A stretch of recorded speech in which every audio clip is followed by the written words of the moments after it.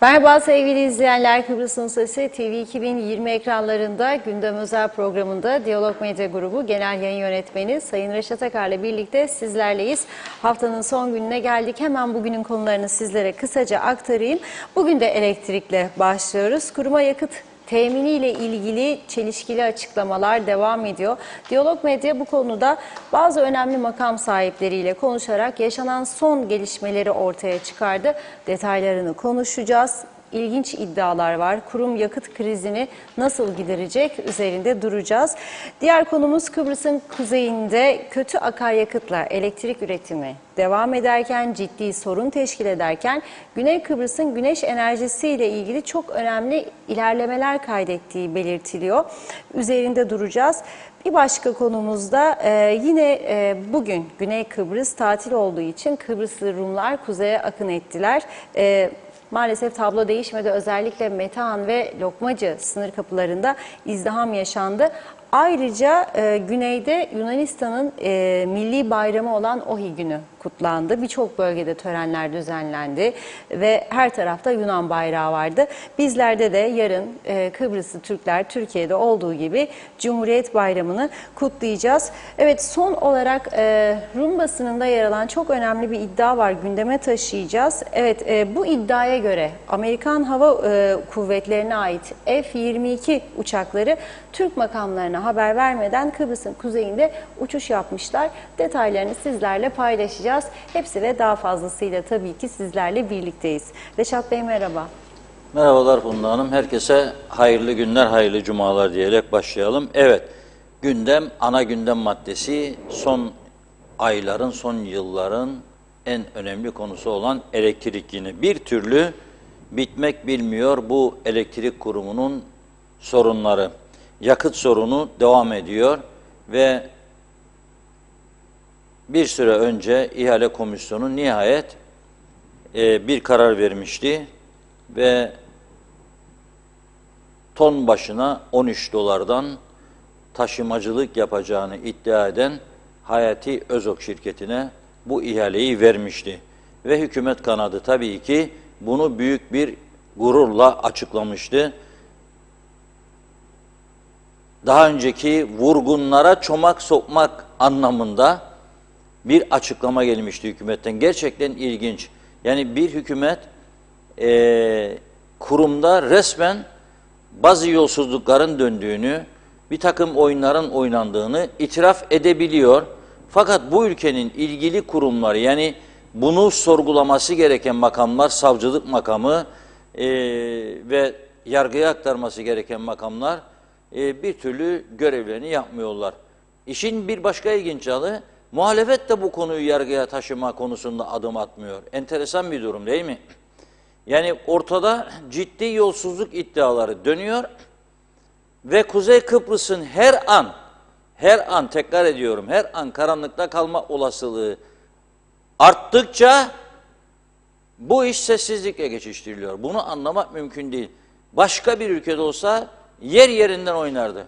Dün bahsettim size, vatandaşlıklar konusunda rüşvet suistimal iddiası üzerine 4 kişi yargılanıyor. Biri meclis başkanları, biri Komünist Parti milletvekili. Bizim tarafta kimsenin kılı oynamıyor. Sadece birkaç satırlık demeçle, Facebook paylaşımlarıyla bu iş idare ediliyor. Halbuki bu konu çok ciddi bir noktaya geldi. Evet, neden çekildi bu Hayati Özok firması ihaleden?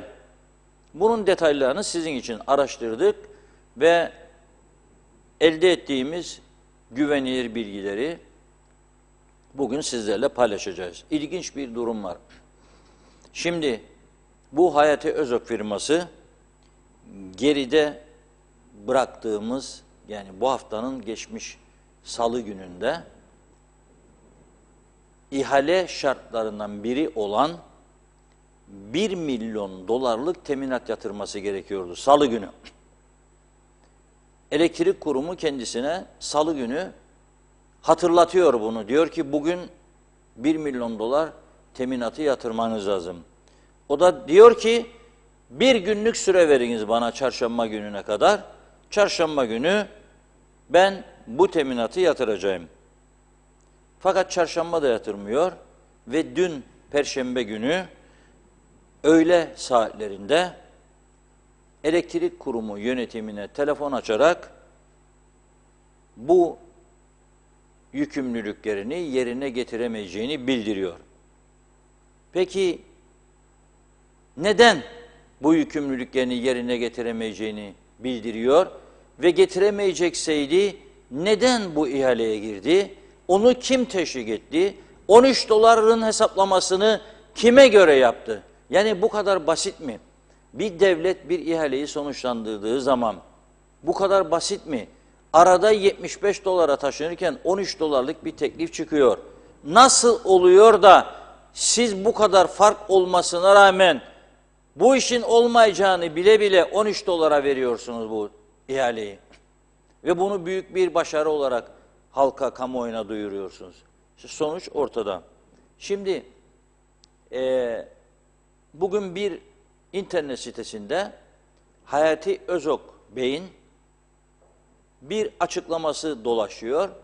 O açıklamanın özetinde ben çekilmedim, kurum beni dışladı şeklinde bir o anlama gelecek bir ifade kullandığı iddia ediyor. Fakat elektrik kurumu yetkililerine aynen şunu söylediği yönünde bir ciddi iddia var. Bu kurum yönetiminden teyit edilebilir. Kurum yönetiminde bu konuda herhalde açıklama yapma zorunluluğu olacak. Bugün değilse birkaç gün sonra. Hayati Özok kurum yetkililerine diyor ki çok ciddi tehdit altındayım. Nereye elimi attıysam tehdit aldım, geri çekilmek zorunda kaldım, ilerleyemedim. Verdiği mesaj bu. 1 milyon dolarlık teminatı da bunun için yatıramıyorum ve ben bu işten çekiliyorum. Peki kim tehdit ediyor kendisini? Niçin tehdit ediyor? Bunların açıklanması lazım. Ve eğer böyleyse durum neden o yerel medya sitesinde böyle bir açıklaması yayınlanıyor? Neden onlara öyle diyor? Ben çekilmedim, kurum vazgeçti bundan. Bu çok ciddi bir iddia. Yani bu Hayati Özok Bey'in oturup açıklama yapması lazım. Bizim çok güvenilir kaynaktan aldığımız bilgi onun söylediklerinin tam tersi. Elektrik kurumu yetkililerine telefon açıyor ve diyor ki ben her el attığım yerden yani getirebilmek için yakıtı geri çekilmek zorunda kaldım çünkü tehdit aldım diyor. Çok tehdit aldım diyor. Bu tehdit ne anlama geliyor sizce? Yani bu işten büyük para kazananlar mı tehdit ediyor onu? Yani bu gelmeyince başkaları bundan büyük para kazandığı için mi böyle oluyor? Mesela 75 dolara mı dönecek gene elektrik kurumu? 13 dolar varken 30 vardı, 35 vardı ve o 75'e taşıyanın 45 dolara teklifi vardı. Bu enteresan bir durum. Yoksa arada bu ihaleye katılanların tümünün bir anlaşması mı var, ortak anlaşması mı var? Olmayacak mesele değil. Çünkü daha önce bunu çok defa söyledim. Eski bir Maliye Bakanı bizzat Maliye Bakanlığı'nda kendisinin odasında, bakanın odasında 300'er bin sterlin karşılıklı rüşvet kavgası verdiklerini söylemişti. Yani 5 tane şirket giriyor, bir tanesi ihaleyi alıyor, diğer geri kalanlara 3'er 100 bin sterlin en az olmak kaydıyla rüşvet veriliyor. Bu Kıbrıs'ın kuzeyi bu kadar açık bir rüşvet, hırsızlık ve yolsuzluk bölgesi mi oldu ya? Bunun aydınlatılması lazım. Biz böyle bir ülkede yaşamak istemiyoruz. Böyle şaibeler altında bir durumla bu ülkeyi ileriye götüremeyiz. Mümkün değildir bu yani. Böylesi bir karmaşa var şu anda. Peki ne olacak şimdi elektrik kurumunda? Teknecik'te yakıt gittikçe azalıyor. Ne olacak? Söyleyeyim size. Boş konuşmuyoruz burada. Daha önce uyarmıştım mumları hazırlayın diye. O gün geliyor. Şimdi bu gördüğünüz bu korkunç dumanları çıkaran termik santraller. Bu termik santraller artık kalmadı dünyada. Yasaktır. Kuzey Kıbrıs'ta da normal dönemlerde, yakıt olduğu dönemde, santralların tam randımanlı çalıştığı dönemlerde termik santrallar çalıştırılmıyor. Çünkü zehirliyor. Bütün canlıları yok ediyor. Fakat şimdi Kıptek yönetiminin aldığı karar bu doğrultuda. Bir, eksilen yakıtı Aksa'dan satın alıyorlar yine. Böyle bir karar ürettiler satın alınması yönünde. Çünkü depolar boşalmak üzere. Daha önce de sıkıştıklarında Aksa'dan almışlardı bu yakıtı. Şimdi de Aksa'dan yakıt istiyorlar. Ama o da yeterli olmayacağı için termik santralleri yeniden devreye koyma kararı aldılar. Buna rağmen de birçok bölgede sık sık dönüşümlü elektrik kesintilerine hazırlıklı olalım. Bugün değilse yarın, yarın değilse pazar günü. 29 Ekim dolayısıyla biraz geciktirebilirler ama tekrar ediyorum. Geciktirseler de 2-3 gün içerisinde çok ciddi bir yakıt krizi ve daha doğrusu elektrik üretim krizi bizleri bekliyor olacak. Herkes tedbirini ona göre alsın. Buzlukların dondurucu bölümlerine tavukları, bullileri, etleri doldurmayalım. Çünkü ne kadar süreli elektrik kesintisi olacağını kestirmek çok zor. Elektrik kurumu şu anda tam bir çıkmaz içerisinde. Yönetim kurulu dün akşam toplanmış, birçok konu görüşerek öyle mi yapalım, böyle mi yapalım derken ortaya çıkan durumu ben değerlendiriyorum size. Çünkü bizzat konuştum önemli yerlerle. Haber müdürümüz Özlem Hanım yönetim kurulu başkanıyla konuştu, Hüseyin Paşa'yla. Ortaya çıkardığımız sonucu aktarıyorum size. Tam bir karmaşıklık var. Ne yapılacağı, ne olacağını şu anda kestirebilen hiç kimse yok. Yapılan ilk iş Aksa ile temasa geçip yakıt temin etmek Aksa'dan. Bir ikincisi de termik santraller hazırlansın, devreye girecek. Belki de girmiştir şu anda biz konuşurken. Çünkü elektrik üretimi için yakıt istiyor. Jeneratörlere yeterli miktarda yakıt kalmadı elektrik kurumunda. Çok az. 3-5 günlük bir süre belki idare edebilir. O yüzden önümüzde ciddi bir sorun var. Peki bu 13 dolarlık teklifi veren ki zaten ilk günden aklımız karıştı diye de Diyalog Gazetesi'nde manşet atmıştık. Biz burada da ne demiştik? Akıl karıştırıcı bir durum. 75'ten 13'e nasıl olur be arkadaş? Olmaz yani. Bu işte bir mastiga var demiştik. Var, görünen köy kılavuz istemez. İstemez. Yani şimdi siz gittiniz bir markette aynı marka bir pirinç 20 lira, başka markette 18 olabilir, 15 de olabilir. Ama birinde 20, birinde 3 lira olmaz. Olmaz yani bu kadar fark. Bu üstelik bir hesabı kitabı önceden yapılması gereken taşımacılık ihalesidir. Akaryakıt taşıyorsun. Akaryakıt fiyatları belli. Taşımacılığın maliyetleri belli. Nasıl olur bu iş? Birisi şu anda 75'e taşırken ki durdu tabii. Ben söyleyeyim ne olacağını. Bakanlar Kurulu büyük bir ihtimalle o şirkete gene iş verecek. 75'ten devam et diye. Adam 45 teklif verdi, kabul etmediniz. Bu 13 var dediniz. Çomak soktuk dediniz. Oyunu bozduk dediniz. Ama bozulan oyun yok. Daha büyük bir oyunun içine sürüklendiği ülke şu anda. Başta da Kıptek. Ne olacak bu iş? Ve iki ayrı şirketle de ayrıca pazarlıklar yapılıyor. 25 ile 28 dolar arası ton başı taşımacılık konusunda iki ayrı şirketle de temaslarını sürdürüyor elektrik kurumu. O iki şirkette kendilerine bu akşam cevap verebileceğini söylemiş. Bu akşam olumlu cevap gelse bile bu iki şirketten 25 ile 28 dolar arası teklif, en erken 9 günde yakıt gelebilirmiş. Yani bunlar o şirketten zaten yakıt alabilmeleri için bu akşam cevap gelse de elektrik kurumu bunu Bakanlar Kurulu'na bildirecek. Bakanlar Kurulu karar üretecek.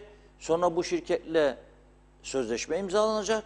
Hangisi ise ikisinden biri ve ondan sonra 9 gün içinde getirebilecek bu şirket. Ama elektrik kurumunun o kadar bir yakıtı yok, bekleyecek. Dediğim gibi can kurtaran gene Aksa olacak bir miktar ve termik santraller.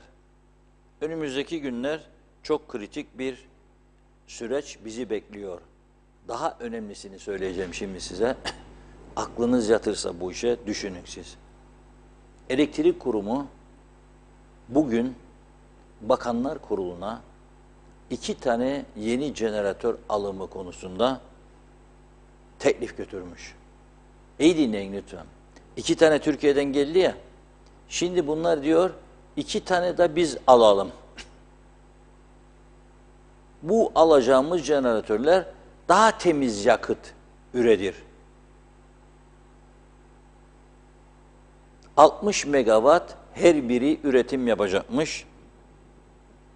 Ve her birinin fiyatı, sıkı durun lütfen, 100-120 milyon euro. 100-120 milyon euro. 2 tane 100'den olsa 200 milyon euro ister elektrik kurumu. Ve bu elektrik kurumuna Bakanlar Kurulu devamlı kredi sağlıyor, borç aldırıyor. Bakanlar Kurulu devlet kefaletiyle elektrik kurumunu sürekli borçlandırıyor. Bu kadar borç altındaki bir kurum 200 milyon veya 240 milyon bulacak da 2 tane jeneratör alacak ve gene yakıtla, akaryakıtla gene üretim yapacak. Alırsa tabii. Ve zaten bunların daymış kurulumu 4 ile 6 ay arasıymış. Bu iş bir mastiga işine döndü. Ben açık söyleyeyim size. Akıllar tamamen karışmış. Kimin ne yaptığı bilinmez. Karmaşık bir durum. Bir acemilik, bir sarhoşluk, bir anlayamadığımız mesele var bu işin içinde. Yani sonu bir çıkmaz sokak gibi görüyorum ben elektrik kurumunun durumunu. Acı verici bir süreç yaşayacağız. Deniz altından kabloyla elektrik olamaz dedik. Güneş enerjisine dönelim. Projeler hazırlayınız yıllardır. O çok zaman ister, imkanlar yetersiz falan filan dönmediler. Yıl 365 gün güneş gören bir ülkede yaşıyoruz. Bunun nimetinden yararlanmayı bilemedik. Yazıklar olsun. Ve dünyanın en kötü yakıtıyla biz elektrik üretiyoruz. Olamaz böyle bir şey. Bütün dünya arabaları petrolden, mazottan kurtarmak için hava kirliliğini, çünkü iklim değişikliği yaşanıyor dünyada birçok yerde. Bugün Avustralya'da bir akrabamın, bir büyüğümün paylaşımını gördüm. Çok kötü durumdayız, inanılmaz yağışlar, sel felaketi aldı götürdü, sokağa çıkılmaz mesaj yazıyor. Ama başka ülkelerde de neler oluyor? Amerika'da, Hindistan'da, Pakistan'da çok önemli olaylar yaşanıyor. Ve bu kışın çok çetin geçeceği söyleniyor. Bizde de çok çetin geçmesi bekleniyor. Bu günler güzel günlerdir. Kıymetini bilelim. Güneşli günler, güzel günler. Gerçekten bunun kıymetini bilelim. Ama bu elektrik kurumunda ciddi bir mastiga meselesi var. Birinin el atması lazım. Diyor ki Avrupa Birliği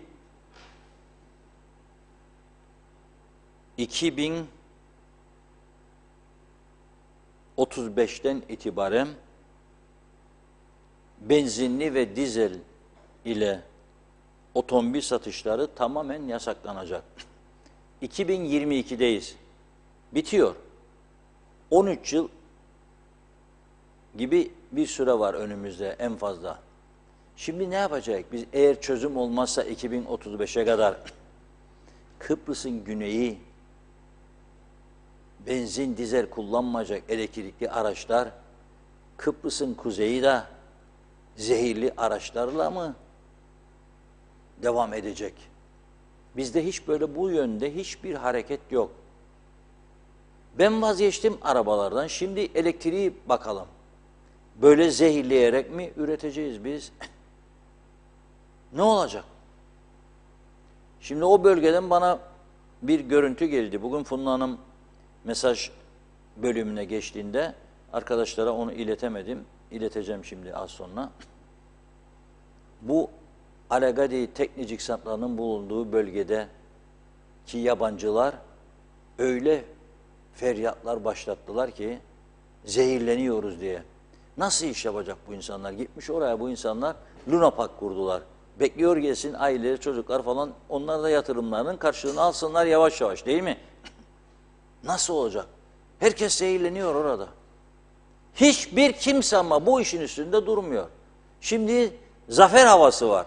25 Aralık zafer kimin olacak? 18 belediyenin kaçını UPP alacak, kaçını CTP alacak, kaçını da bağımsızlar. Çünkü DP ile YDP'nin UPP'ye oy vereceği, yani UPP adayını destekleyeceği yönünde iddialar var. Öğreneceğiz onunla bugün yarın, açıklayacaklar mutlaka.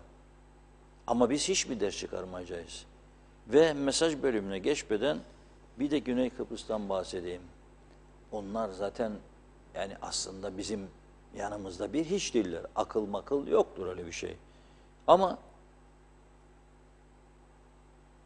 bilmiyorum, birileri yol gösteriyor herhalde onlara, bir şeyler yapıyorlar. Şu an itibariyle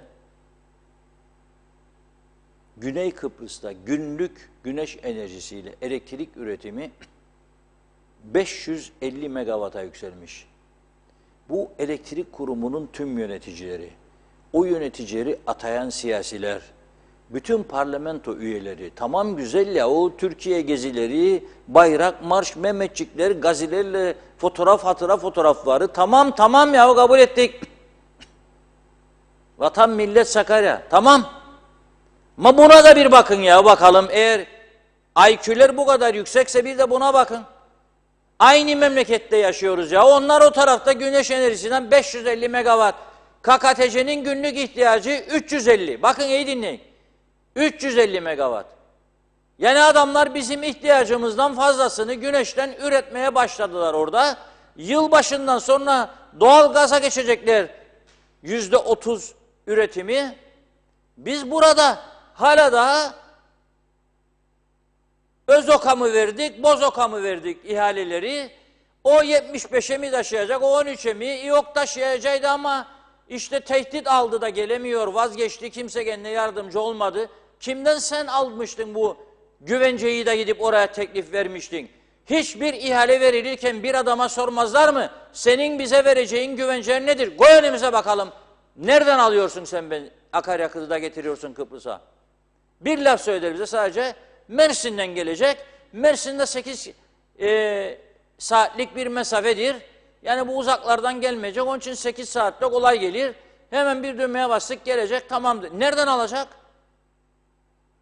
Hangi şirketten? Kaça alacak? Hangi gemicilik şirketiyle taşıyacak? Hani elinde sözleşmesi o gemicilik şirketinin? Çünkü bu firmanın kendine ait gemileri yok. Hayatında böyle iş de yapmadı. Başka işlerle uğraşan bir şirket. Nasıl ihale verirsiniz yeterli güvenceyi almadan? Bu kadar basit mi oldu bir devlet yönetme yahut da toplum yönetme yahut da cemaat yönetme?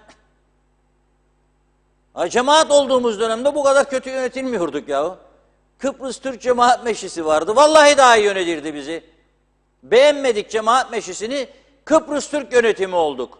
Onu da beğenmedik, otonom Türk yönetimi olduk. Onu da beğenmedik, Kıbrıs Türk Federe Devleti olduk. Onu da beğenmedik, Kuzey Kıbrıs Türk Cumhuriyeti olduk. Her adım attığımızda daha geri gittik. Her adım attığımızda daha geri gittik. Şu anda en geri noktadayız. Şu anda en geri noktadayız. Ya gülünecek bir durumdayız ya. Alay konusu olduk. Güney Kıbrıs'takilerine öncelikle ve burada yaşayan yabancılara gülerler bize ya. Resmen gülerler bize. Adamlar denizin içinde bir gemiyle bir ülkenin elektriğini üretirler da verirler ya. Da biz o muydu bu muydu diye böyle oynama dans etme. Da bıraktık Kıptekin kendi siyasilerin atadığı yönetim kurulu karar versin. Güneş endüstrisine geçecek miyik, geçmeyecek miyik? Yani yönetim kurulundaki arkadaşlara saygım sonsuz ama kaç tanesi elektrik enerjisiyle ilgilendi bugüne kadar? Ya şimdikiler ya öncekiler ya daha öncekiler. Kaç tane uzmanları vardı? Böyle iş olmaz ya. Böyle iş olmaz. Sonra Avrupa diyorlar. Nasıl Avrupa olacak biz? Yani böyle katı devlet kafasıyla. Yolsuzluklar, rüşvetler, hırsızlıklar diz boyu. Anketlerde iş adamlarına soruyorlar. %96'sı Kuzey Kıbrıs'ta rüşvet ve yolsuzluk vardır diyor. Biz hala da aynı algı. Bunu söylüyorlar ama icraat yok. Bunu önlemeye yönelik, bunu durdurmaya yönelik icraat yok. Nasıl bir düzen bu ya? Adamlar elektrik fiyatları yükseldi diye Fransa'da ekmek üretimini durdurdular bir gün. Biz nasıl bir ülke olduk? Nasıl Avrupalı olacak yani bu şartlarda? Mümkün değil. Ve Rumların Avrupalı oldukları için neler yaptıklarına daha bugün değineceğim, fazlasıyla değineceğim. Ama önce biraz mesajlara başlayalım. Buyurun. Çok teşekkür ederek vakit kaybetmeden hemen başlayalım. Gürkan Giritli, Şerife Turgay, Derya, Mazbata Mağdurları, Erdal Yarkın, Naci Düzenli iyi yayınlar, kolay gelsin dediler. Mehmet Uluçaylı da hayırlı cumalar. Ahmet Bazıbağlı Aksa yakıtı diyor hangi fiyatla alır acaba? Celal Harun aydınlık mutlu güzel günler sevdiklerinizle sevenlerinizle birlikte hayırlı huzurlu bereketli keyifli bir programını sunmanız dileğiyle demiş Celal Bey. Evet, İsmet Ezel gemiden ceyran ne oldu diyor. Emir Ali Tatlı Dilse. Az önce bir reklam gördüm. Yakında altyapısı bitecek olan kırsal kesim arsası satılık ilanı. Bu arsalar devlet tarafından verilmedi mi? Nasıl başkasına satılıyor? Kadir Tatlıtürk bu noktadan sonra bir kabloyla elektrik gelmesi için Türkiye hükümetine istemde bulunulmalı. 2. Bize elektrik sağlayacak bir ihaleye çıkılmalı. 3. Hükümet ülkeye yakıt getiren 2 şirkete Kıpteke'de akaryakıt getirme yükümlülüğü vermeli demiş. İsmet Ezel usandık diyor bu Kıptek'ten. Güneşte yeme yok demiş. Mehmet Şenler kolay gelsin dedi. Abey Hüseyin köpeksiz olan köyde insanlar değneksiz yürür. Kuzey Kıbrıs'ta diyor ısıran köpek parantez içinde kanun yok.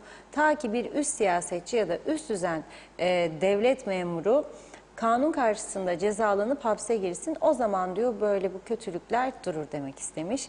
Akçay Muhtarlığı iyi yayınlar diledi. Yunus Gildir de Sayar Aker Kuzey Kıbrıs'ın kara dumanları Anamur'a kadar gitti bence. Güneşe gönül veren bir cemiyet kurulmalı ve bu kara yakıcılarından kurtulmalı. Devlet, Türk devleti Türkçe şikayetten anlamaz oldu gerçekten. Gürdal Selen Güçlü, ağzınıza sağlık, iyi yayınlar, iyi hafta sonları dilerim demiş. Çok teşekkür ediyoruz. Doğan Falyalı, elektrik giderse mağara devrine dönmüş olacağız. Zeytinyağlı kandil kullanmak gerekecek. Zaten diyor eski çağlarda da kullanılırdı. Celal Harun 25 Aralık 2022 tarihinde yapılacak yerel seçimlerde 18 belediyeye karar kılındı ve seçim startı verildi. Siyasi partilerimizin gündemi çok yoğun. Bu ekonomik şartlarda bağımsız adayların ve siyasi partilerin mali yapısı, seçim bütçesindeki gelir ve gider hesaplarının ne olacağı, parasal kaynağı nereden karşılayacakları hakkında basın yoluyla halkımıza açıklamada bulunsunlar diyor. Çağatay Doner, bağımsızlık böyleyse Rumlara bağımlı olmayı tercih ederim hem de 100.000 kere demiş. Nazime Nalbant, hayırlı cumalar. Yine haftanın son cuma gününden Ekim ayının sonunu, Ekim ayını da diyor geride bıraktık. Herkese sevdiklerine selamlar, güzel akşamlar diledi. Zorlu günlerimiz elbette geçecektir. Yeter ki sabırlı, merhametli olalım. Hem bu akaryakıtı inşallah tez zamanda da çözerler. Evet, bakıyorum. İsmet Ezel Aksa'da lamba suyunu niçin bitmez demiş. Mehmet Uluçaylı, gidişimiz Afrika'da bulunan Somali'den daha kötü, yola doğru gidiyor. Piyasayı denetleyen yok, korkacak iş yapanları kontrol yok, vergi düzenli toplanamıyor. Bazı iş yerlerine vergi de sıkıntı oluyor demiş. Biz nasıl kalkınacağız? Tema Yavaş Londra'dan selamlarını yollamış. Sayar Eker, kış gelecek, üşümemek için zıplamaya başlayalım. Elektrik gelse bile cep yakar diyor. Mustafa Gürsoy, gelen yönetimlerin yönetim yeterlilikleri yok anlaşılan. Kıbrıs Cumhuriyeti'ne dönmenin zamanı geldi demiş. Evet, Zafer Akbaş, bu ülkede devletin istihdam ya da hibe olarak bedava verdiği her şey satılır, sıkıntı değil. Çünkü ortada bir devlet yok diyor. Son bir iki mesaj var. Sayar Eker, güzel sağlıklı hafta sonları dilerim demiş tüm halkımıza. Evet, buradan bakıyorum. İzzet Kahraman'ın mesajı var. Pazartesi diyor normal yoldan yazacağım mesajları. Şimdi yasaklı. Evet, diyor ki sizi hem televizyondan diyor hem Facebook'tan izliyorum severek. Bu arada ben sonu komünistim mi demek herhalde. Öyle demek istemiş. Teşekkür ettik mesajlara. Bakıyorum. Atladığım var mı? Tamamladık şimdilik. Reşat Bey buyurun. Bu kadar hızlı mı tamamladın seni? Çok hızlı. Evet, Hiç atlamadım. peki. Atlamadınız değil mi? Kesinlikle. Evet, şimdi az önce Güney Kıbrıs'tan bahsetmiştim. 550 megawatt günlük güneş enerjisiyle elektrik üretimi, KKTC'nin ihtiyacı 300-350 megawatt. Mesela şu anda havalar soğuk değil, çok ısıtıcı kullanılmıyor. Belki de 300 megawattın bile altında olabilir ihtiyaç. Güneş enerjisine dönmesini becerebilseydik. Bakınız 1980'li yılların sonuydu. Öyle kaldı aklımda. Eski Almanya Başbakanı veya 90'lı KKTC'ye gelmişti ve ayrılırken 3-4 günlük izlenimini aktararak bu kadar büyük bir şansınız var. Her gün güneş var bu ülkede ve siz güneş enerjisini kullanmıyorsunuz. Size yardıma hazırız. Biz dünyada örnek bir ülkeyiz. Yatırımlar, teknoloji olarak çok bilgimiz var. Size yardımcı olalım diye. Bizim Kıbrıs Türk kesimini yönetenler hiç bu konuda ilgilenmediler. Hiçbir ses. Ne sağcı ne solcu. Orada kaldı bu söylenenler. Bugün biz bu tekneciye mahkum olmazdık. Fakat teknecinin bu şekilde olması, yakıt alımından tutunuz, yedek parça, yenileme, yeni jeneratör falan denerek 100 milyonlarca euroluk vurgunlar, rüşvetler oldu, hiçbir şey yapılmadı. 2009 yılından beri 13 yıldır savcılıkta ve poliste bekleyen dosyalar vardır. İleri götürülmedi bunlar. Niçin? Niçin? Mesele yok diye kapatıldı. Niçin? Yeterli evrak yokmuş. Yok. Yeterli evrağın fazlası vardı onların içerisinde. Vardı. Buyursunlar diyorum, buraya gelsinler ellerindeki dosyalarla. Ben de elimdeki dosyayla geleceğim buraya. Saatlerce konuşalım, tartışalım. Buyursunlar. Hazırım ben. Çünkü çok araştırma yaptık 2009 yılında bu konuyla ilgili. Ve Başbakanlık Denetleme Kurulu da kuruldu. Yok ki şimdi din dersine gönderiyorlarmış o kurumla çalışanları. O zaman araştırmaya gönderdilerdi bunları. Camiye değil. Ankara'ya gittiler, İstanbul'a gittiler, Finlandiya'ya kadar gittiler. Aynı marka jeneratör, aynı güçte, aynı firmadan yarı fiyata teklif alıp geldiler. Ne oldu bunlar? Hiçbir şey olmadı. Biz kötü olduk tabii. Konuşan adam, bunları söyleyen adam, ha bu da çok oldu falan derler. Durum budur yani Kıbrıs'ta. Maalesef. Ve biz dürüst bir yönetim yaratamadık. Bunlara hesap sorsun. Bu ülkeyi temizlesin. Ve bu devamlı halka zam balyozu. Zam balyozu eksildikleri yerde borçlan babam borçlan, borçlan babam borçlan. Bu borçların sonu ne olacak? Kim ödeyecek? O da yok. Ha şimdi bazı ülkeler var, borçlanır eder. Yahut da bol tarafından harcar ama parası var. Karşılıksız para basar, kendi düşünsün. Onların sonunda ne olacak? Onlar da önemli tabii. Karşılıksız para basmanın sonunda bir yere kadar. Ama bizim ülkede para da yok. Merkez Bankamız var ama para basan darphanemiz yok. Mesele budur. Altın rezervimiz yok, döviz rezervimiz yok. Hiçbir şeyimiz yok. Tamamen günübirlik yardımlarla yaşayan, ayakta durabilen bir toplum. 550 megawatttan bahsettim ama Güney Kıbrıs Enerji Kurulu Başkanı Andreas Pullikas'ın önemli açıklamaları var. Diyor ki, biz diyor yenilenebilir enerji kaynaklarından daha fazla üretim yapılması için trafo merkezleri ve iletim hatları düzeylerinin yükseltilmesini planlıyoruz dedi. Bizim iletim hatlarıyla ilgili fotoğraf vermiştim arkadaşlara. Boğazköy. Benim rahmetli kalan Bağız derdi Boğaz'a. Orada kalırdı bir dönemde. Çocukken giderdik. Ne geldiniz? Hoş geldiniz Bağız'a halam derdi. Boğaz. Kıbrıs'ın Boğazköy'ü. Elektrik telleri. Böyle ağaçların içinde kalmış. Bunu bana Çağatay Doluner gönderdi. Ben de Sezgin Bey'e gönderdim. Sezgin Bey de Reji'ye gönderdi. Reji'den de buraya nihayet geldi. Biraz büyütemeyiz mi? Ha? Ağaçların içerisinde. Defalarca diyor.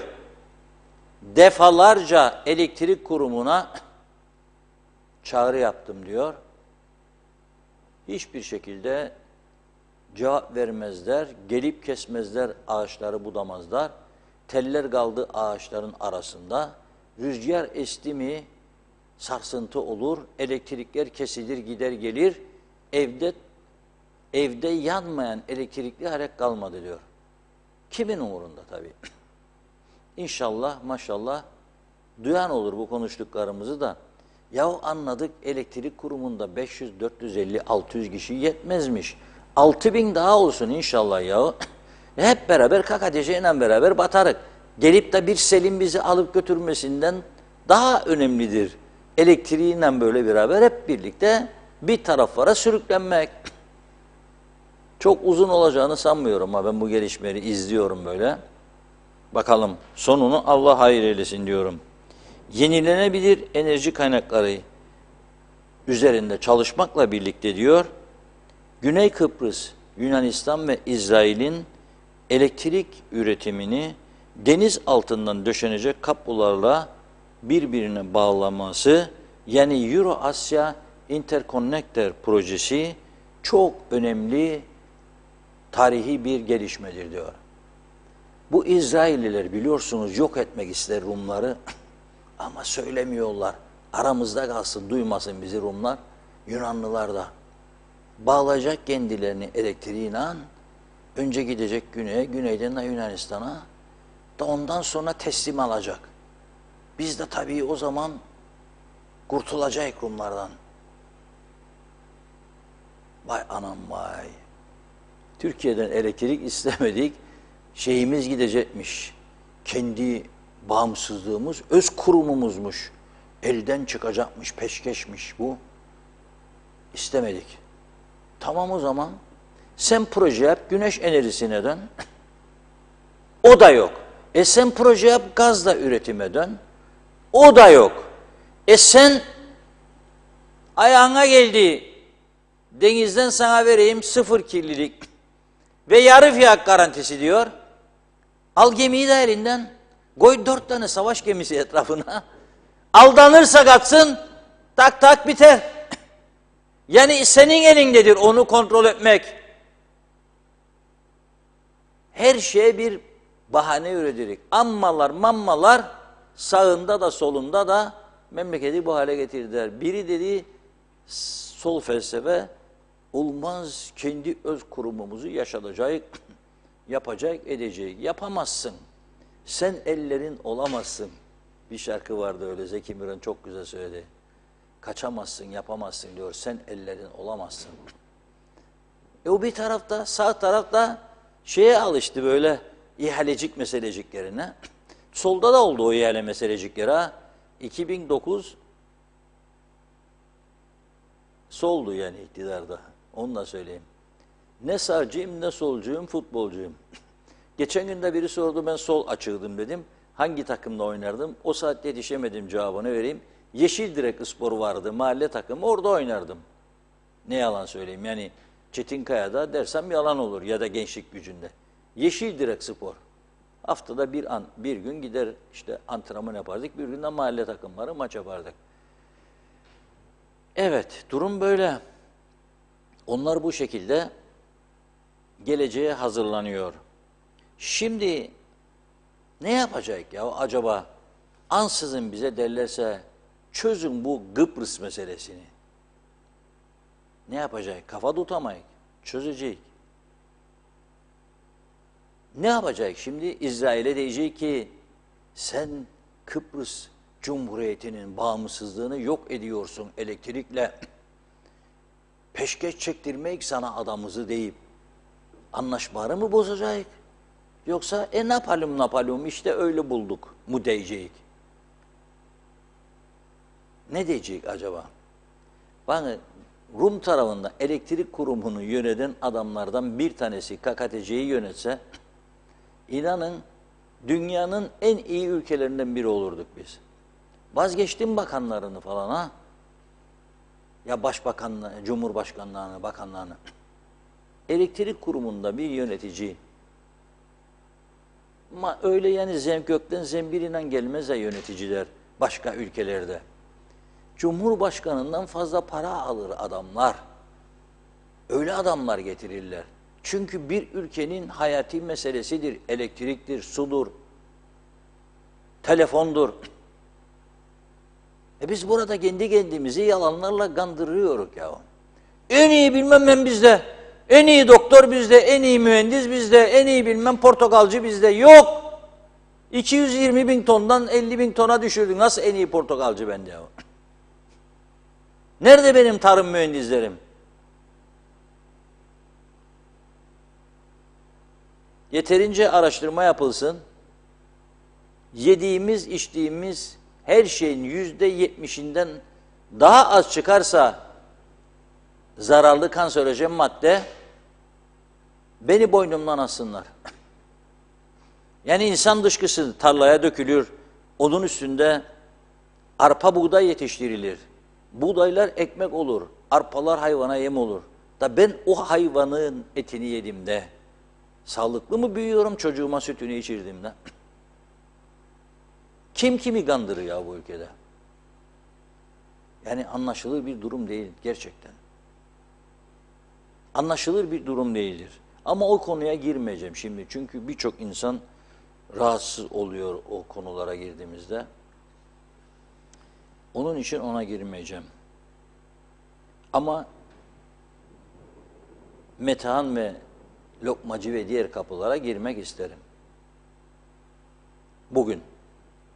Bu görüntüler bugün. Kameraman Abdullah su içmez. Havada, karada, denizde. O da Ömer'de. Tabii bir de vatandaşlarla bu elektrik kurumu mastikası ile ilgili söyleşimiz var. Umarım rejideki arkadaşlar hazırdır. Sakın beni ortada bırakmayın ha. Çıkarırım ceketi de gömleği de sonra olmaz. Röportajlar gelecek biraz sonra elektrik kurumuyla ilgili. Ama o hazırlanıncaya kadar bu konuya girmek istedim. Bugün Metehan patladı. Neden? Çünkü Rumlarda tatildi. Niçin tatildi? Az sonra geleceğim konuya. Bu konu üzerinde söyleyeceklerim var çok. Az sonra bu konuya geleceğim. Siz de usanmayacaksınız, ben de usanmayacağım. Ta ki adam olsunlar bizim taraf. Ta ki adam gibi hizmet versinler, usanma, bıkma yok. Bu konuları konuşmaya, tartışmaya devam edeceğiz. Ta ki adam olalım. Evet, elektriği röportajlarla tamamlayalım, sonra bu konuya geçelim. Elektrik kurumuna akaryakıt ihalesinin sürekli ertelenmesini ve son olarak ihaleyi alan firmanın geri çekilmesini nasıl değerlendiriyorsunuz? Valla ortada bir dolandırıcılık vardır. İşittiğimize göre yani ya da gazetede okuduk onu tam hatırlayamıyorum şimdi. 1 milyon dolar garanti verecekti o getirecek firma. Vermedi parayı da. Vazgeçti. Evet. Neden vermedi parayı daha? ihaleyi verdiklerinde lazım da alsınlar o teminatı. Baştan almaları lazım. Tabii ki. Siz bu kurumun geleceğini nasıl görüyorsunuz? Vallahi bu kurumun geleceği özelleşmesi lazımdır. Özelleşmediği sürece eller karışır onun içinde ve sıkıntılar devam edecektir. Peki son olarak bu çağda karanlıkta kalma korkusu yaşıyoruz. Bunu nasıl değerlendirirsiniz? Yani inşallah duyulmaz başka ülkelerde, çünkü gülecekler bize, yani bu kadar böyle bir zamanda karanlıkta, böyle bir ülkede 10 ay 11 ay güneşi olan bir ülkede karanlıkta kalmak, Gülerler bize. evet gülerler. Sistemsizlik başka bir şey değil. Peki bu kurumun geleceğini nasıl görürsünüz? Çalışılırsa her şey düzelebilir. Bu çağda karanlıkta kalma korkusu yaşıyoruz. Neler söyleyeceksiniz bu konuda? Düşünmek bile istemiyorum artık. Elektrik kurumunda bu mazot alımları şaibeli. Daha önce varili zannediyorsam 70 liradan alınmış. Daha sonra son biriyle anlaşma yapılmış 9 liraya. Burada büyük bir çelişki var. Bu vatandaşın konusunda, yani elektrik konusunda gerekli hükümetin adımları atmamasından dolayı dünyanın en pahalı elektrik parasını ödemektir. Yani kurumun esasında korunması lazım. Çünkü Kıbrıs Türk toplumunun bütün kurumları yavaş yavaş elden gidiyor. Bütün kurumların, yani kurumsal devlete bağlı olması ve vatandaşa daha ucuz elektrik veyahut da telefon konusunda olsun daha ucuza mal edilmesi düşüncesindeyim. Evet.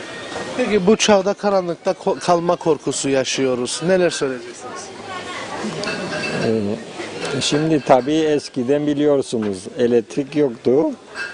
Biz o dönemi yaşadık. Yani kaldığımız köyde yıllarca ilkokuldan lise sonuna kadar lamba ışığında okuyup liseyi bitirdik. Ama bu bulunduğumuz çağda elektriğin büyük önemi var. Çünkü nasıl diyeyim, yaşlılarımız var. Özellikle kış veyahut da yaz dönemlerinde elektriğin kesilmesi onlar için vahim bir şeydir. Aynı zamanda tabii ki şeyleri de, yani bütün esnafı da olumsuz etkilemektedir. Dolayısıyla bu sorunun kökten çözülmesi önerisindeyim. Her dönem sıkıntı veren bir durumdur. Yani devlet buna mutlaka bir çözüm bulması lazım. Belli insanların yönlendirmesiyle buradaki tüketici olan insanların bu şekilde her gün stres içinde, sıkıntı içinde yaşamaları doğru bir şey değildir. Mutlaka oradaki o düzenin insanların aleyhinde olan şeklini değiştirmek için devlet otoritesini ortaya koymalıdır. Evet, kurumun geleceği hakkında düşünceniz nedir? Kurum baştan sona yeniden ya dizayn edilecek ya da özelleştirmek suretiyle bu sıkıntının mutlaka giderilmesi lazım. Yani bu şekliyle ne olursa olsun düzelmesi mümkün değil. Siyasiler önce oradan elini çekmesi lazım. Sendikaların otoritesi mutlaka oradan alınması lazım. Bu şekilde danışık bir dövüş ile elektrik kurumunun bu hale gelmesi vatandaş olarak kabul edeceğimiz bir durum değil. Mutlaka değişmesi lazım. Her an için evde mesela geçenlerde fırına yemek hanım koydu. Elektrik kesildi. Başka bir gün yine fırına hamurlu bir şey koydu. Kabardı. O da yok oldu gitti. Yani bu şekilde bir yaşam günümüzde hakikaten Kıbrıs Türk toplumuna yakışmıyor. Anlaşmalı bir işlem yapıyorlar. Hiç ihaleye ben duymuyorum. Yani sağlıklı bir ihale yapıp sağlıklı bir çevreye uygun bir akaryakıt getirdiklerini hiç duyamadım. Tamam, önemli olan bunları yapabilmektir. Memleketin yok oluşunun korkusunu yaşıyoruz. Boş ver elektriği. Bırak o işleri ya vallahi. Ne için? Bunlar idare edemezler bu işi. Bırak Türkiye'den gelsin bu elektrikte rahat. Vallahi öyle diyorum. Kurumun geleceğini göremiyorsunuz. Göremiyorum ben. Ben 3,5 milyar ayda elektrik parası veriyorum. Gene yetişmez bunlara. Neyini konuşayım? Evet. Ben emekli bir adamım. He ya. Peki bu çağda elektriksiz kalma korkusu yaşıyoruz. Neler söyleyeceksiniz? Neyini söyleyeyim ya? Bırak kesilsin hepsi. Kaybolsun gitsin.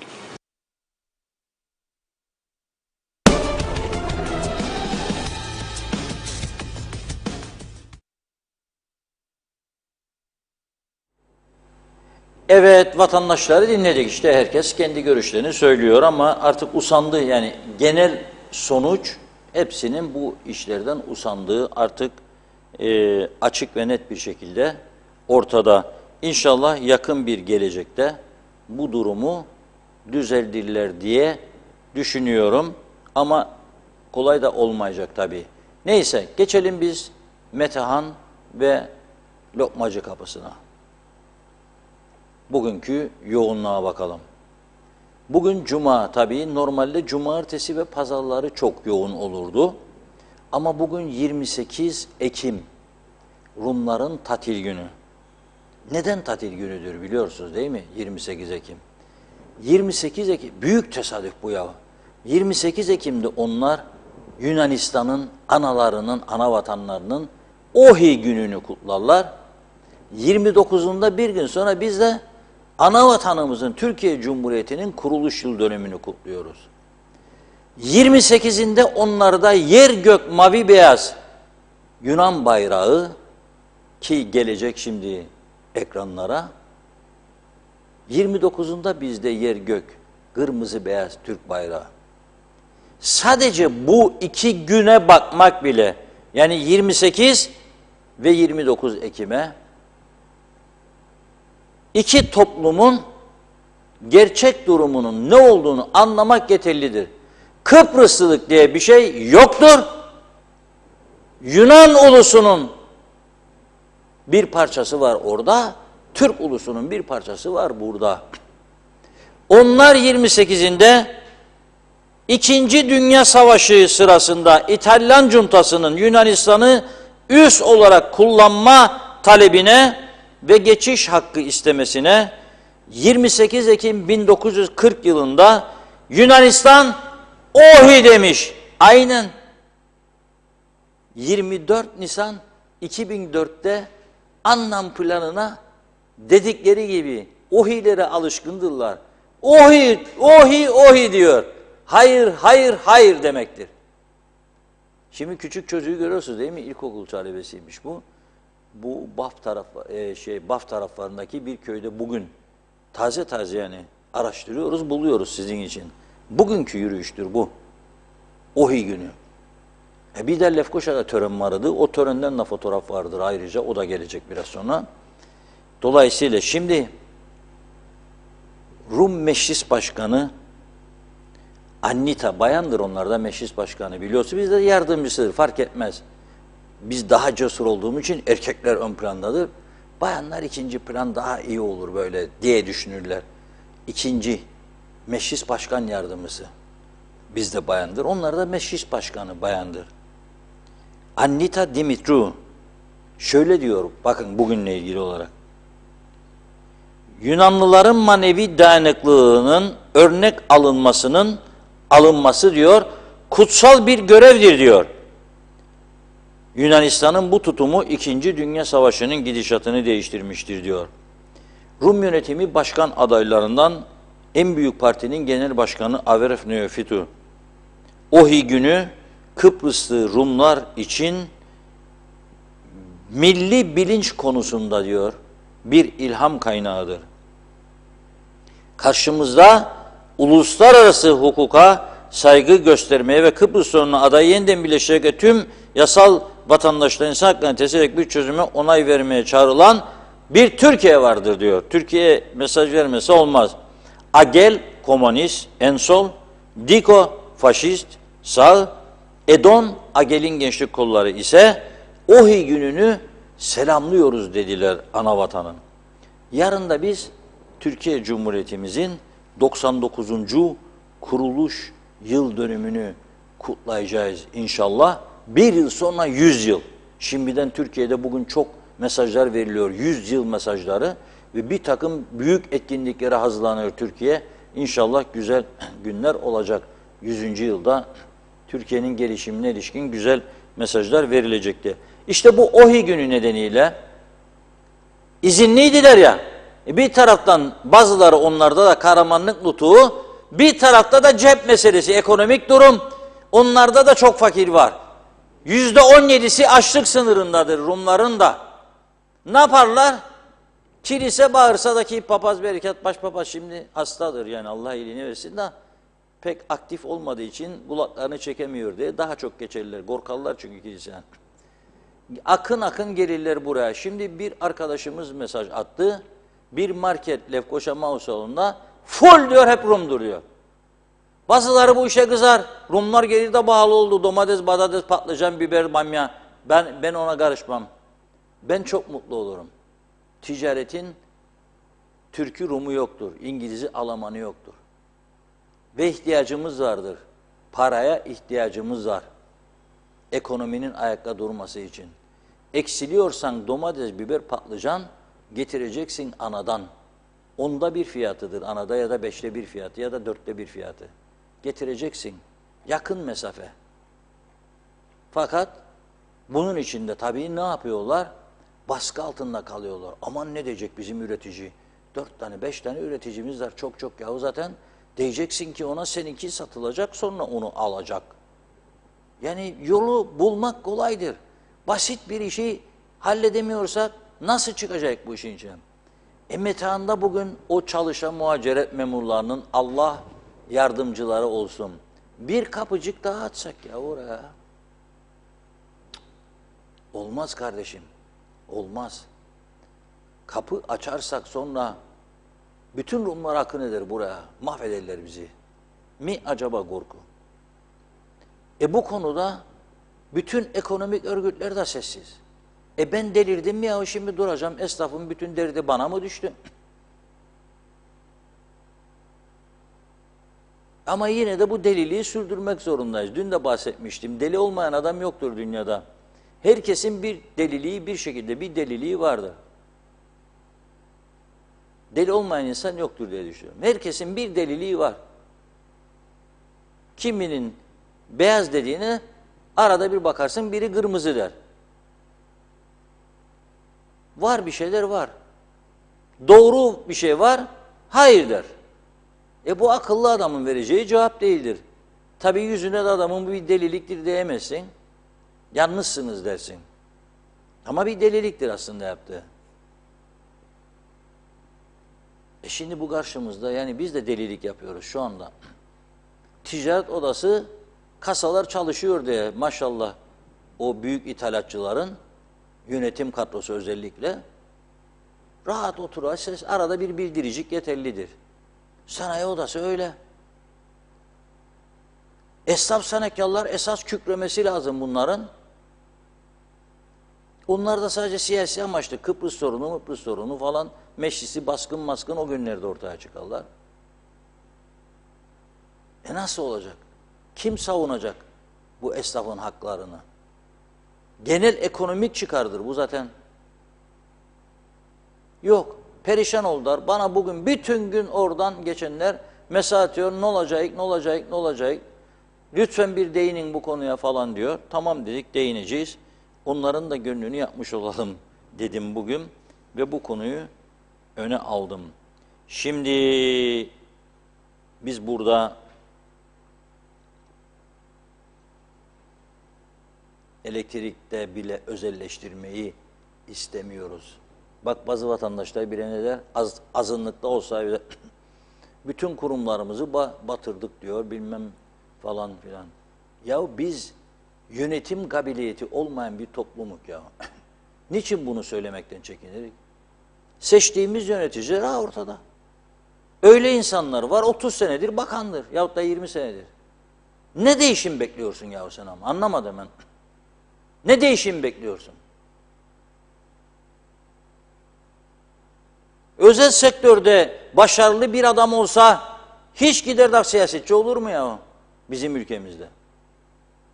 Rumlarda olur, Yunanlılarda olur. Neden? Zaten yeterli serveti vardır. İhtiyacı yoktur. Memleketine hizmet için gelir. İngiltere'de bak 780 milyon sterlini var adamın, başbakan oldu. Neden? Ülkesine hizmet etsin diye. Bizde öyle değil. Siyasete girelim, bir mesleğimiz olsun diye düşünüyoruz gibi geliyor bana. Öyle değil mi Funda Hanım? Gibi evet. Neyse ama çok önemli bir konuya geçeceğim. Ben merak ettim bu konu nedir? Bugün ilginç bir haber var Rum basınında. Aman Dışişleri Bakanımız duymasın, Cuma rahatını bozmasın. Savunma Bakanımız yok diye Dışişleri Bakanı'na söylerim. Halbuki 74 öncesinde Savunma Bakanı vardı. Merhum Osman Örek, Kıbrıs Cumhuriyeti'nin ilk Savunma Bakanı. Kıbrıs'ı Türk'tü, biliyor musunuz? Çoğu insan bilmiyor. 1960 Kıbrıs Cumhuriyeti'nde 10 kişilik bakanlar grubunun 3'ü Türk. Savunma Bakanı bizden, Kıbrıs'ı Türk. Sağlık Bakanı bizden, Kıbrıs'ı Türk. Tarım Bakanı bizden, Kıbrıslı Türk. Osman Örek Savunma Bakanı, Fazıl Pülümer Tarım Bakanı, Niyazi Manyera Sağlık Bakanı. 74'ten sonra da barış hareketi olduktan sonra kurulan ilk hükümetlerde Osman Örek Bey Savunma Bakanı olmuştu. Yani devam etti. Sonra dediler, ya bizim savunmamızı zaten Türkiye yapar. Silahı alan o, askeri getiren o, sınırları bekleyen o. Bizim Savunma Bakanlığı'na düşer. Kaldırdılar onu. Dışişleri üstlendi bu konuyu diyebilirim. Neyse, ilginç bir durum. Geçtiğimiz Salı gecesi KKTC üzerinden Amerikan Hava Kuvvetleri'ne ait F-22 savaş uçakları geçmiş.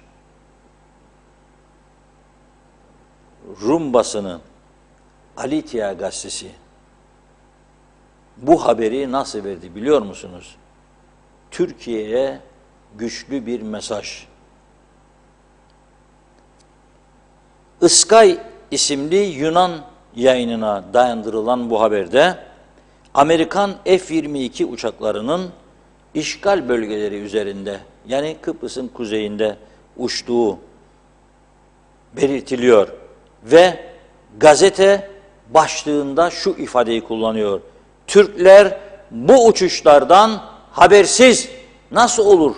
Hava sahama girer de habersiz. Ben buna inanmıyorum. Türkiye mutlaka görmüştür bunu. Veya haberi vardır, başka bir durum vardır belki diye düşünüyorum. Ama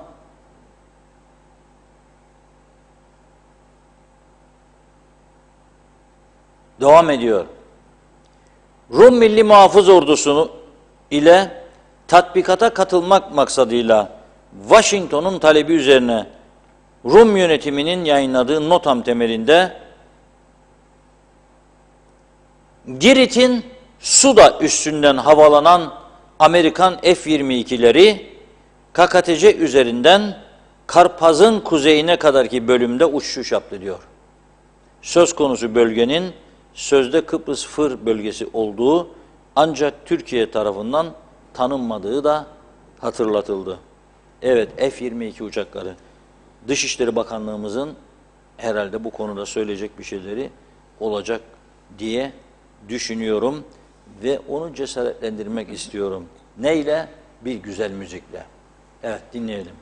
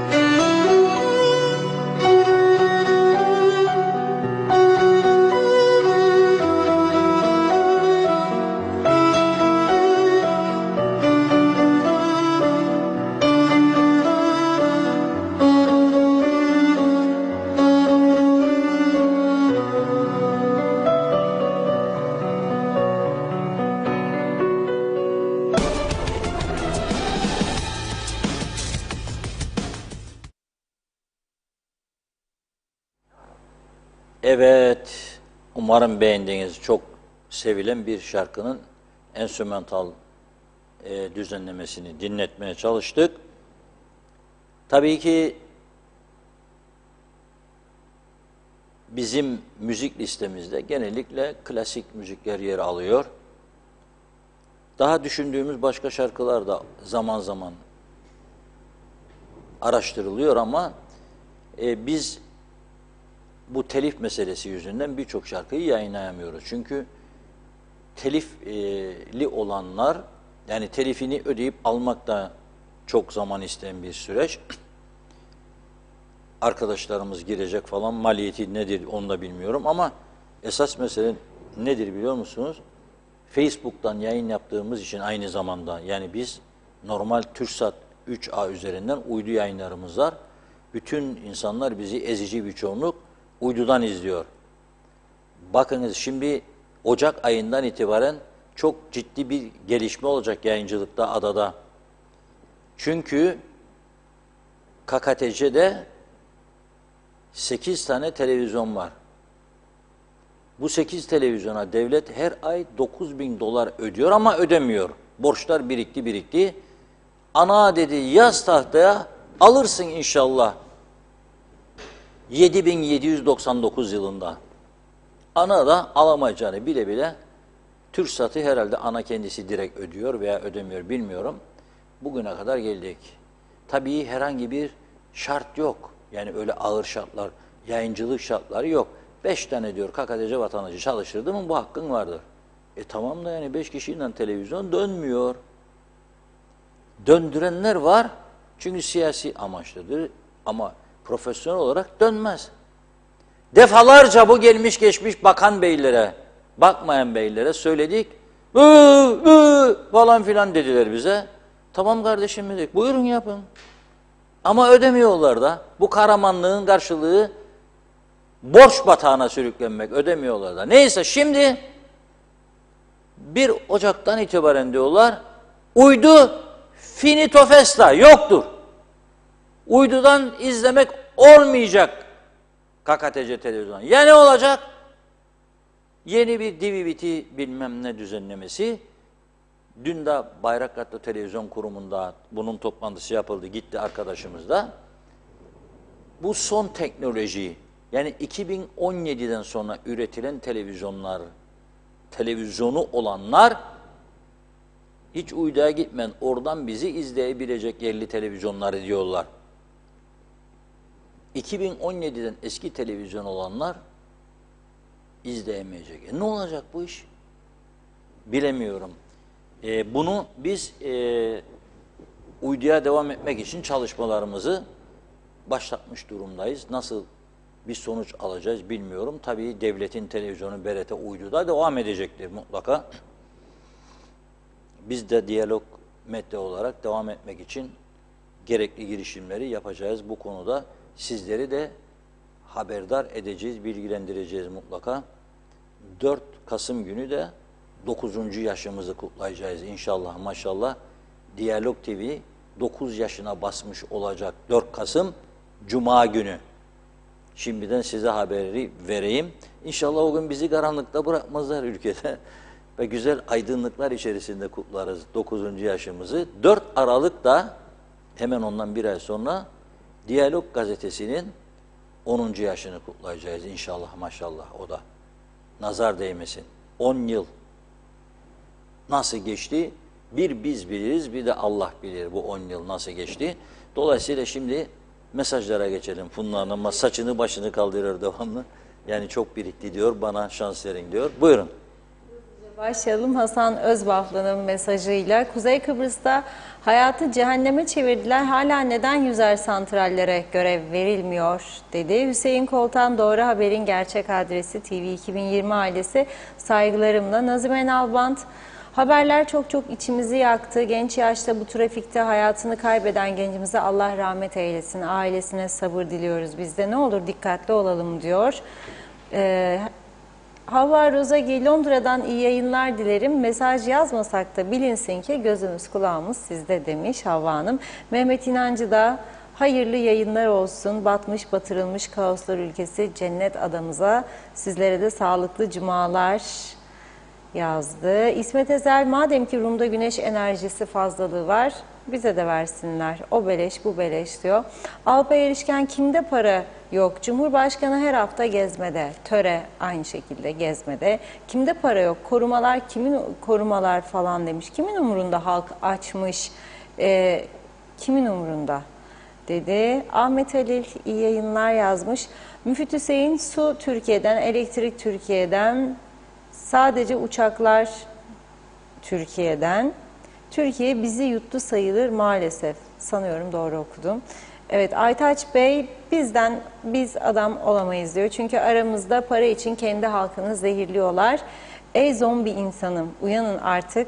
Ne yaparsanız yapın, gelecek için çocuklarınızı düşünün, yeter artık demiş. Başka da bir şey söylemiyorum, saygılarımı arz ederim, zombi halkım. Evet, Doğan Faryalı, bugün marketler bayram havası yaşadı. Nedir bu kalabalık deyince, ne yapsın vatandaş? 15 günde maaş biter, 15 gün açlık çekildi, ödeme olunca da bayram oldu diye cevap verdi. Tuhaf demek, durum bu kadar vahim mi? Sizce doğru mu? Diyor. Duygu Çağla Özsaygın, Kalkanlı'da 3 yıldır kırsal kesim arsasında elektrik bekliyoruz. Proje bekliyoruz, yok direkt bekliyoruz, yok tel bekliyoruz, yok deyip oyalıyorlar. Çocuğumuz doğacak, hala daha evimizde oturamıyoruz demiş. Aytaç Bey, tek çözüm ana vatana bağlayalım, bu işi bitsin. Bizimkiler bu işi yapamazlar, beceremediler diyor. Asla da beceremezler demiş. Ana vatana bağlayalım, bu iş bitsin. Metin Erdemel, Edirne'de Kapıkule sınır kapısı yetersiz olduğu için 4 kat büyütülüyor. Örnek olarak verebilirsiniz. Bizimkiler vatan millet Sakarya devam etsin. 1950'lerde de bayrak inmedi, ezan susmadı. Okullarda İstiklal Marşı ve andım kesintisiz okunurdu diyor. Çok emoji var bugün. Nilüfer Canova, Reşat Bey, en iyilerin ülkesinde Larnaka ana yolunu hala asfalt dökmediler. Aylar oldu toz yutuyoruz diyor. Geçtim onu, lağımları da çekmiyorlar. Ara sokaklarda lağımlar yollara taşıyor. Siz söyleyin lütfen, hangi Avrupa ülkesinde insanlar bu şekilde muameleye maruz kalıyor? Mehmet İnancı, battı balık yampurleme gider artık demiş. Londra'ya gelen dostlar her tarafı çöplü ve kokular olduğunu söylüyorlar. Her tarafın çöplük ve kokular olduğunu söylüyorlar. Bu belediyeler ne yapıyorlar diye sordu. Recep Göktaş, Mersin halinde domates 8 liraymış. Bende 30 lira. Maşallah, inşallah. Mehmet Kurtulmuş, cumanız mübarek olsun. İyi yayınlar. En Büyük TV 2020 diyor. Kusura bakmayın, evde olmadığım için sizleri bugün zeytin yaprağıyla tütünemedim demiş. Olsun Mehmet Bey. Zafer Akbaş, Reşat Bey lütfen bana anlatın diyor.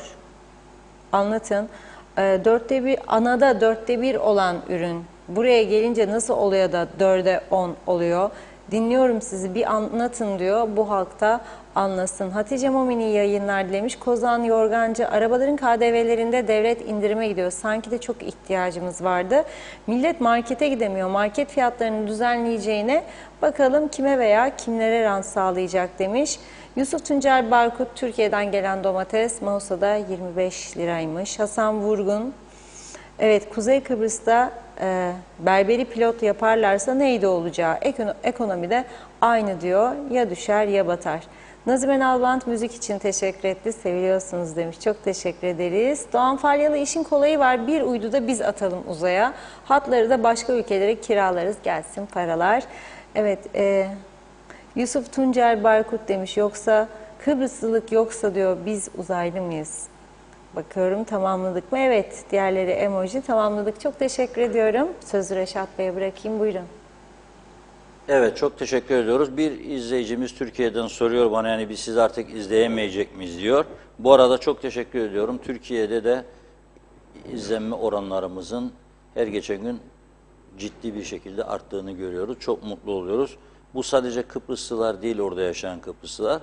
Kıbrıs'ta ilgilenen Türk vatandaşları bizi izliyor. Çok çok teşekkür ediyoruz onlara. Arkadaşlarımızdan benim aldığım bilgiye göre bu yeni tür yayın internet üzerinden olacağı için, yani televizyonlar internete bağlı olduğu takdirde bizi yurt dışından da izleyebilecekler diyorlar.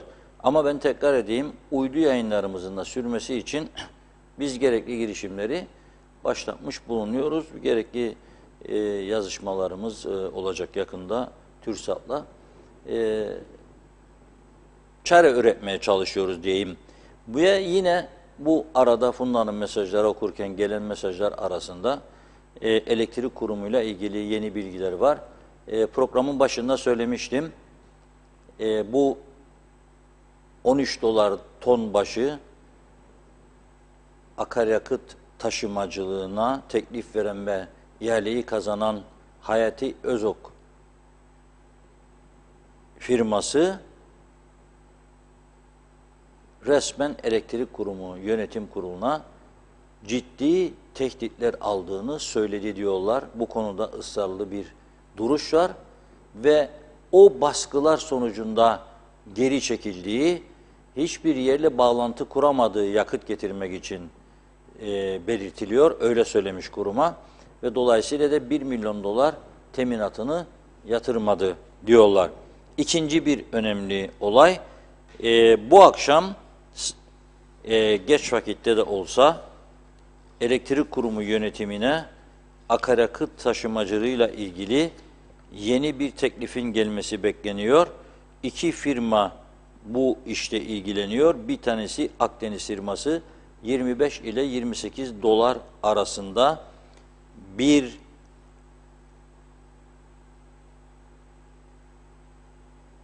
teklif bekleniyor.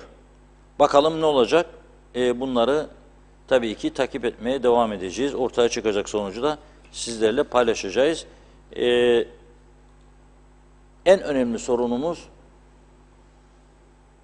elektriktir. Bu tartışma kaldırmaz bir gerçek şu anda için. Elektrik olmazsa çünkü hiçbir şey olmaz. Unutmayalım, devlet hastanesinde jeneratörler yetersiz kalmıştı ve diyaliz hastalarının cihazları çalışmamıştı.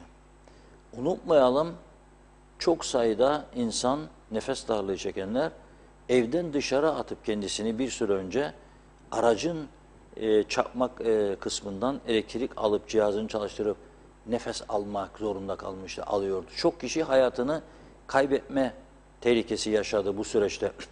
Elektrik son derece önemli. Sadece evdeki elektrikli aletlerin çalışması veya ekonomik çarkın dönmesi değil sadece. Su motorlarının çalışması elektriğe bağlı tarlaların sulanması için. Efendime söyleyeyim, oto tamircisinin elektriksiz işi dönmüyor. Sanayi tesislerinin dönmüyor. Hiç kimsenin dönmüyor. Bizim de dönmez. Ama bunun dışında bir başka önemli durum elektriksizlik bu ülkenin dünya ile iletişiminin tamamen durması demektir. İnsanların yeni bir sosyal ve sağlık açısından yeni bir psikolojik bunalıma sürüklenmesi demektir ki son zamanlarda sağlık konusunda çok ciddi sıkıntılar yaşıyoruz. Bu da bir gerçek. Şimdi o yüzden sağlık tabii ki önemli. Şimdi vatandaşlar çaresizlikten gidiyorlar hastaneye, aradığı ilacı bulmuyor. Gidiyor Sağlık Bakanı'na. Bugün de oldu. Lütfi Bey'den bir haber geldi. Sevgili eşi 2 kez gitmiş Sağlık Bakanlığı'na ilaçlarını alsın diye. Diyabet hastası, insülini varmış. Tarihi geçmiş insülin kullan demişler. O da buna çok tepki göstermiş. Neyse tartışmaların sonucunda ilaçlarını almış. Bu da bir başarıdır. Kendisine geçmiş olsun dileklerimi iletiyorum. Sağlık konusu tabii ki bizim üzerinde durduğumuz konular arasında ilk 3 desem ilk 3 arasındadır. Biz elektrik acaba özelleştirilir mi? Peşkeş mi olur? Ya özelleştirirsek da bilmem ne olur falan. Su konusunda da yapmıştık bu aynı tartışmaları. Şimdi elektrikte yıllardır yapıyoruz. Ama bakınız gene Güney Kıbrıs'tan bir örnek vereceğim. Bunda gücenme yok, darılma yok. Oradan okuyoruz. Bugünkü Rum basınının haberini sizlere aktarmak istiyorum. Bugünkü Rum basını. yabancı yatırımcılar şimdi de Güney Kıbrıs'taki özel hastanelere ilgi duymaya başlamışlar. Ve hatta bir tanesi Apollonion diye meşhur bir hastaneleri var Lefkoşa'da. Çok Kıbrıslı Türk biliyor çünkü çok Kıbrıslı Türk oralara gidiyor. Ya tedavi oluyor, ya ameliyat oluyor, ya doktor görüyor, uzman doktor falan. Bilinen bir yer. Güney Kıbrıs'ın en büyük özel hastanesi diye biliniyor, Apollonion. Onun şu anda hisselerinin çok büyük bir çoğunluğu yabancıların eline geçmiş durumda. Onlar da acaba ne olacak bu işin sonu? Özel hastanelerin hepsi 2-3 tane yabancı şirketin eline geçerse ne olacak diye. Bunun bir de ters sorusu var. Bu yabancılar neden özel hastanelere ilgi duyuyor? Çünkü yabancılar özel hastanelerin iyi bir işletme olması halinde çok karlı olacağını düşünüyorlar. Yatırımlarını değişik alanlara yönlendiriyorlar. Her zaman için ben de kuzeyde mesela Belapayıs'ta dağın başında veya Karşıyaka'da Alsancak tepelerinde çok güzel hastanelerin kurulabileceğini çok düşünmüşüm ve söylemişimdir de yatırımcı birçok insana. Bu en akıllı işlerden biri olur. Dünyada varlıklı çok insan var. Özellikle yatılı, bakıcılı, doktor güvencesi altında yerler arıyorlar. Tatil, sağlık birlikte götürüyorlar. Nitekim Kuzey Kıbrıs son yıllarda tüp bebek meselesinde son derece başarılı gidiyor. Bırakın Araplardan, Türkiye'den, oradan buradan gelenleri, Güney Kıbrıs'tan da son zamanlarda tüp bebek için kuzeye gelişlerin arttığı belirtiyor. Neden? Burada bir tek faktör var. Daha ucuz olduğu için kuzey. Yok ki daha iyidir. Daha ucuz olduğu için geliyorlar. Ve çok ciddi bir para akışı var kuzeye bu yüzden.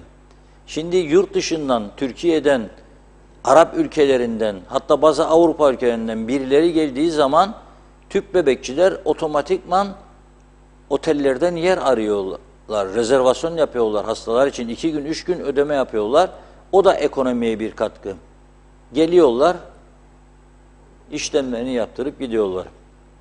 Şimdi ne olacak acaba bu Güney Kıbrıs'ın durumu çok merak ederim. Ben derim ki bir an önce çözüm yapsınlar ki bizim etkimizle belki durdururlar bu özelleştirmeyi. Çünkü aksi halde vatan millet elden gidecek, bütün hastaneler de gidecek. Ne yapacak o zaman? Yani bu çok önemli bir konu. Durdurmak lazım. Doktor Burhan Albanoğlu Hastanesi keşke gelse bir yabancı şirketle dese bize verin bana burayı. Vallahi ben olsam hemen derim size üstünden para da vereyim. Çünkü çok bu hastane bitmiş durumda. Yazık günah ya. Hasta odalarında yataklar çökmüş, dolaplar kırılmış, dökülmüş, tuvaletler geçilmez. Yeterli cihaz yok, eskimiş, dökülen cihazlarla iş yapmaya çalışırlar.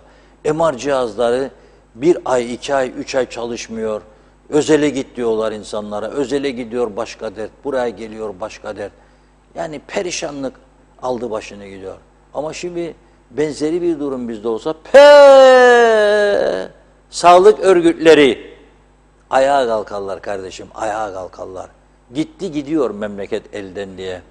Rum tarafında birazcık eleştiri var ama o da baktım Haravi gazetesi yani Agel Partisi'nin yayın organı birazcık tepki gösteriyor.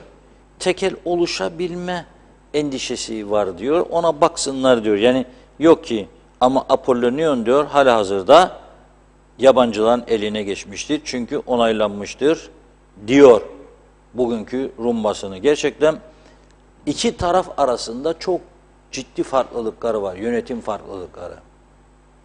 Yani Güney Kıbrıs'ta bilirsiniz Amerikan hastanesi de var. Birçok insanımız oraya gidiyor şifa bulmak için. Eski başbakanlarımızdan gidenler de oldu orada. Uzun süre tedavi görenler oldu. Amerikan hastanesi Güney Lefkoşa'da çok popüler bir hastane. Uzman doktorları var. Kalp özellikle üzerine gidenler var. Ama Apollonion'da Rumların içerisinde ben en büyük, en önemli özel hastane diye biliyorum. Yanılabilirim, daha iyisi olabilir belki. Ama benim bildiğim Rum doktorlardan da geçmişte dinlediğim birkaç doktordan en büyük özel hastane diye biliniyor. Onlarda farklı bir yönetim anlayışı var. Bizde farklı bir yönetim anlayışı var. Bu da siyasi kültürle orantılıdır. Bir, iki Avrupa Birliği'ne uyumla orantılıdır. Onlar Avrupa Birliği'ne tam uyum çerçevesinde hareket ediyorlar. Bizler ne olduğu belirsiz bir şekilde idare altında gidiyoruz. Her gün bir şey çıkıyor her kafadan. Dolayısıyla da ilerleyemiyoruz. Bu kadar. Bizden bu kadar. Yani bizden başka türlü bir şey olmaz. Bunu programın sonuna sakladım. Özellikle aktarmak istedim sizlere. Herkes bilsin ve ileride olası bir çözüm olursa ki 2023 yılı önemli bir yıl olacak diye düşünüyorum. Ve Türkiye'deki seçimlerden sonra müzakerelerin başlaması yönünde ciddi beklentiler var. Bakalım göreceğiz. Ama Amerikan uçağı çok önemli değil mi? Bizim tarafımızdan geçip Karpaz'ı sıyırıp Güney Kıbrıs'taki tatbikata katılmış askeri uçaklar. İlginç. Dışişleri Bakanlığımız bu konuda herhalde bir şeyler söyleyecek diye düşünüyorum. Buyurun Funda Hanım. Son mesajları alalım. Son bir iki tane var, aktarayım. Orhan Durgun iyi yayınlar dilemiş. Dilber Tuğba, iyi akşamlar Reşat Bey, sorun diyor. Dilek Kaya yolunu hangi çarşamba yapacaklar? Bakanlar mı, bakmayanlar mı dedi. Adem Şakacı, müzik için çok teşekkürler diyor. Evet, her cuma çalın diyor bunu. İçim açıldı demiş. Bakıyorum Gaye Kök de iyi yayınlar diledi. Hasan Nihat Erduran bugün geç katıldı bize. Hayal etsin Birleşmiş Milletler diyor. Evet, zannediyorum tamamladım. Çok çok teşekkür ediyoruz ilginize, güzel yorumlarınıza. Reşat Bey, sizin yine son olarak Evet, söylemek Dilber istediğiniz... Hanım'a çok selamlar buradan. Dilek Kaya dendi mi Dilber Hanım mutlaka akla gelen bir isimdir. Çalışkan vatandaşlarımızdan birisi. Evet, hangi çarşamba olduğunu ben de bilmiyorum. Çarşambanın gelişi salıdan bellidir derler veya perşembenin gelişi çarşambadan bellidir. Hangi çarşamba olduğunu söylemediler sanıyorum size. Çarşambaya başlayacak gelir ama o çarşamba 2023'ün Ocak ayındaki çarşambalardan biri mi, Şubat ayındaki çarşambalardan biri mi bilemiyorum. Ama inşallah başlarlar. O yolu ben gördüm. Yol gerçekten çok kötü. Buna dikkat etmek lazım. Tabii birçok yolumuz kötü. Yani karanlıklar içerisinde birçok yol, gerçekten ben çok üzülüyorum. Mesela dün gece bu ölümlü trafik kazası olduğunda Hasbulat çemberinde duyduğumda gerçekten çok üzüldüm. Arkadaşlarımız gazeteyi bağlamıştık ön sayfayı da. Saat 11'den sonra bana haber verdiler. Dediler ki böyle böyle bir kaza var, ölümlü olma ihtimali var diye. Hemen olay yerine yetişti muhabirimiz Ömer Kadiroğlu. Olay yerinde öğrendik ki bir gencimiz 21 yaşında hayatını kaybetmiş. Ona Allah'tan rahmet diliyoruz. 3 tane önemli konu var. Birisi yollar çok kötü ama bir başka konu da bizde aşırı sürat ve alkollü sürüş var. Dün gece saat 22-22.30 arası ben işten çıkabildim.